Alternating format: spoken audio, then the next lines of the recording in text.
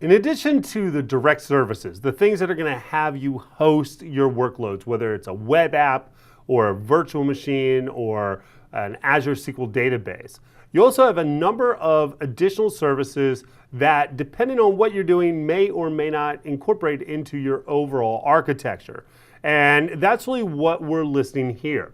There are so many of these, and this is a list that is constantly growing. And it's really interesting because, for example, I do a little bit looking at running Linux on the Azure environment, and there are a lot of Linux workloads, for example, that are being added into the Azure environment as services.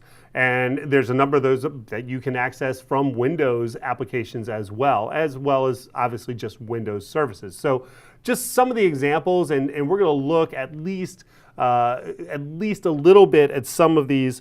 The examples here, Azure Active Directory, that one's very interesting. Actually has a lot of different capabilities that we'll look at later in this course. And this isn't an admin course, so we don't go deep into it. But there are some things available in Azure Active Directory that can make application development, particularly authentication within your application development, very easy relative to what you would otherwise have to do. And we'll talk about that a little bit. You have media services. So if you've got video streaming that you want to do, video encoding that you want to do, live streaming that you want to do, those are capabilities that are made available within the Azure environment as well. Mobile services, and that's also something that is and has evolved over time within the Azure environment.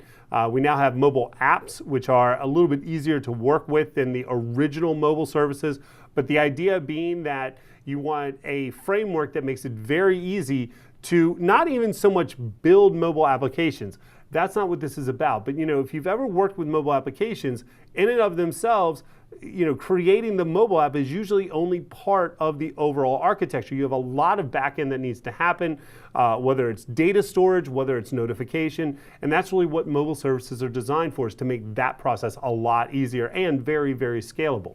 Right? We also have automation, and that can be anything from automating workloads that were on-premise workloads to automating the maintenance of your Azure environment as well. And so some pretty interesting capabilities there for automation. That's another thing that continues to evolve within the Azure environment.